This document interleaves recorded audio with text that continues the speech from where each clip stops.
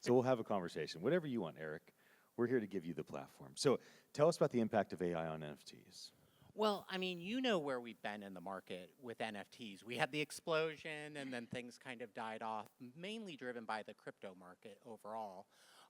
Now we have this explosion of AI and the creativity that it's bringing to bear.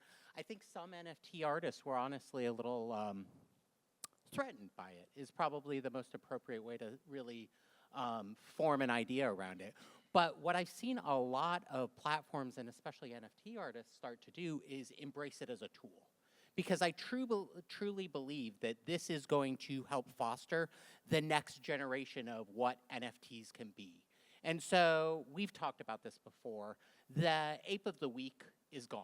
That's not coming back. But what can be done is really thoughtful and elegant solutions utilizing both of these technologies on a parallel track. And so I think not only from a creative standpoint for art, but also the application in other avenues. And one world that I'm very conversant in is traditional finance. And so settlements, global settlements, is a huge problem, and it is archaic as all can be. And so I'm already looking, and I've deployed capital investments into companies that are basically doing instantaneous settlements using both artificial intelligence and blockchain technology, and the end result is an NFT that provides proof of settlement instantaneously. And so that's a paradigm shift in the way that we transact going forward. And so I don't know how many people deal in global equity markets or global wire transfers or monetary transfers. That truly is the promise of what crypto was always about, but done under the auspice of traditional existing marketplaces. So that alone is going to be a real shift in the way that we do things.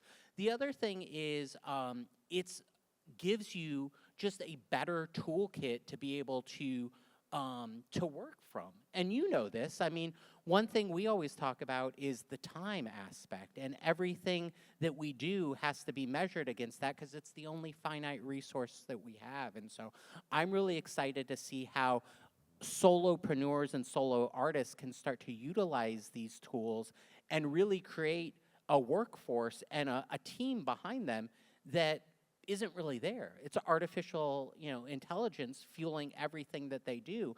And there's one person in particular, he was showing me last week what he's on the cusp of deploying, and it would look like he's a 100-person organization. And I'm like, how did you develop all this? And he just ran through the 4 or 5 different off-the-shelf AI solutions that he's using. I always love your slides, so I have to encourage you. Sure, we can throw, Click through some slides. So walk me through your slides. So how did we get here? Why NFTs? Yeah, walk me through your slides. Tell me about it. NFTs are really the embodiment of what I think art has always been about. It's about self-fulfillment of like your inspiration and your creations. But what this allows for is it allows you to really have the proof of ownership aspect that's been missing. And that's why you see Christie's and Sotheby's and a lot of these legacy players embracing that, because the provenance side of any sort of artistic creation has always been the biggest blind spot. And I'll talk about one of my portfolio companies that's actually in the wine world. They operate in high-end wine chain, and in that industry, there is a huge problem with not only provenance, authenticity, and custody. And so by utilizing NFTs, they're able to circumvent all of those issues, because when you purchase your wine direct from the vineyard, it goes to a centralized location, and then when you want it, it gets shipped to you anywhere in the world. And where the AI component comes into that is once you start to fill out a profile and they understand what your tastes are in wine, it's going to serve you up predictive recommendations based on that. Or you can even just set a investment amount, and based on your preferences, the AI will actually just deploy that, and all of a sudden you will have a seller developed for you, a virtual seller, and you really don't, it's a plug and play solution. It's honestly, it's the next iteration of what a lot of these investment platforms have done for you in the past, where you've set, your risk tolerance and things like that, and it was using a rudimentary AI to then deploy that capital as far as investments. And then what about AI? AI is everywhere now, and it's been that way for quite some time, but I look at what I do, and my day job is I'm an angel investor. I look for great young founders, so if there are any young founders out there who are in the capital raise or about to be doing a raise, please talk to me, because you're the folks I like to support. You're the folks I want to help. But with that being said, I've got probably 6 or 7 pretty divergent verticals that I invest in, all around the theme of what's next in technology, and they're all using AI. They're all employing these tools in one way, shape, or form, and I just gave you a very legacy solution with wine where you wouldn't think that was a natural place for AI to be involved and blockchain to be involved, but it is, and it's fundamentally better. It's fundamentally better.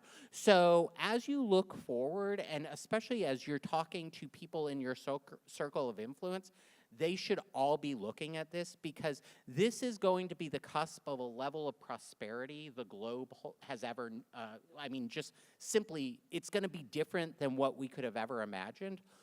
The issue with that prosperity is, I don't mean everybody is going to become wealthy and we're not going to have a care in the world. It really is going to be an opportunity for those who embrace it to have a better set of skills and have better ability to compress their own time and basically replicate human activity through the AI and produce new time. And time's the only finite asset, and you'll hear me talk about that a lot. And so that prosperity opportunity that's being created needs to be embraced by the people in this room and the people that you care about, because if they ignore it, if they don't embrace it, they will be left on the sidelines, and they will be the ones who are being served to by the AI and not served by the AI. As an angel investor, you've looked at NFT companies, you've looked at AI companies, and now there's a big emergence of both together. What's the attraction for you to lean in, look at a pitch deck, have a meeting, get to know an entrepreneur when they are leveraging both of these automation tools compared to those entrepreneurs that are just in one of the two industries? Well, I would challenge anybody who's in just one of the industries to look at how they can employ both, because I really do feel like we've done a disservice to NFTs. I think we've gotten so stuck on some of the splashy headlines. I mean, I remember this conference a couple years ago, and it's when the Beeple was first released by Metacoven, and it took up all the oxygen in the room, and that is a beautiful thing for proof of concept, but NFTs are so much more than that, and it's not the sexy headline stuff. It's supply chain logistics. It's all of the little smart contracting functionality that will never see the light of day. And honestly, for me, at the end of the day, NFTs are an awful moniker for what the technology really is. I just think a primary question I ask myself anytime I invest is it a better mousetrap? Is it a better fundamental solution for the existing solutions that are out there? And if the answer is yes, then I lean in and I say, tell me more. And then getting back to your question about the two different technologies, AI can just allow you to leverage things in a way and produce at a level and have an output at a level that you couldn't have before. The inferences that I see these AIs producing are stunning. It's amazing. And we're just at the beginning. We are just at the beginning. And so it can get really exciting. And if you want to look at it utilized in the wrong hands, it can get potentially really dystopian. Yeah. Angel investors are often very optimistic. They see, come on, they see the opportunities. So obviously you have three challenges and opportunities here: scalability, interoperability, community engagement. When you look at the bright side of these three areas around AI's impact on NFTs, what stands out to you in terms of the great opportunities that entrepreneurs be thinking about? you can spin up a company in a matter of weeks or months as a solopreneur and have $1 billion valuation. That had never been possible before, but now it is. And trust me, I am seeing it. I've seen it play out, and I can give you story after story in very short order that have gotten those numbers, have been able to fundraise. And hey, how large is the team? Oh, we're 6. Oh, really? You and how many founders? Oh, it was me. I just hired the last 5 in the last 3 weeks. I mean, those stories are going to be more and more prevalent. And I challenge you, I really do. I want you guys to look at the opportunities here, because if you don't, what will happen is AI will end up being controlled and deployed by 5 or so entities. And it's going to be Google, NVIDIA, Microsoft, Amazon, and the Chinese government.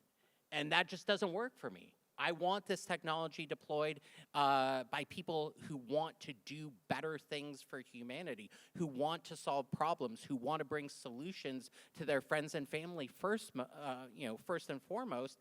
And then because of that solution, because of what they had in their head and they envisioned, then they can deploy it to everyone else.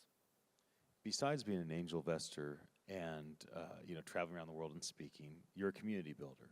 Can you talk a bit about the importance of having a community? That last thing was community engagement. When you have people doing AI-generated NFT art, a lot of these NFT artists were like, no, AI is bad. A lot of AI artists are like, why would I ever do NFTs? Now they're kind of seeing the light at the end of the tunnel of, well, maybe it's both of these things working together. But you build community, so you get all these different voices. How do you gather community around this specific element? Education. Everything is uncomfortable at first, so I just look at this as another resource. The first time Gutenberg used a printing press, it was disruptive. And stenographers, people who were transcribing all of these things by hand, probably said, that's blasphemy. But it's better. It's a better solution. And so I just look at this as the next iteration of a better solution. But again, this is a pivotal moment. We need to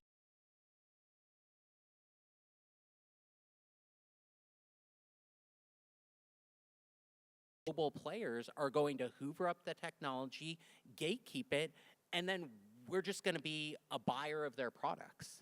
And so understanding that and seeing what gets developed in the next, say, 12 to, at the most, 36 to 48 months will lay the foundation of where the global economy goes for the next 20 to 50 years. How about the conversations with the artists? Those that were in the NFT space had no interest in AI. Those that are AI artists had no interest in NFTs. You have conversations with these incredibly creative, innovative people. How do you encourage the artist to open their mind and open their ability to use new technology automations to do even greater things than they're doing without that thing to assist them in the creation of something? Generally speaking, pain is a great motivator. So I talk to artists about where their pain point is. And it's often about communication. It's about follow-up. It's about some of the rudimentary, like, business owner side of being an artist who's actually successful and has a community that they need to engage with. So start where you are. Use AI for things like that, for communication purposes, for posting on social media on a regular cadence. And so once you get comfortable with that, like, very basic skill set and toolkit, you can expand it. And so now I see artists who are actually saying, you know what, this allows me to do things at a scale or have a level of, output that I could have never done before. And so often when I get resistance from an artist, it generally to me is just simply contempt prior to investigation. It's just them saying no before they really understand the opportunity. Well, can we all give Erik a clap and say thank you for being here? Erik, thanks for all that you do in our environment. Yeah. This was better than a boring presentation. I'm happy to have a conversation with you, my friend.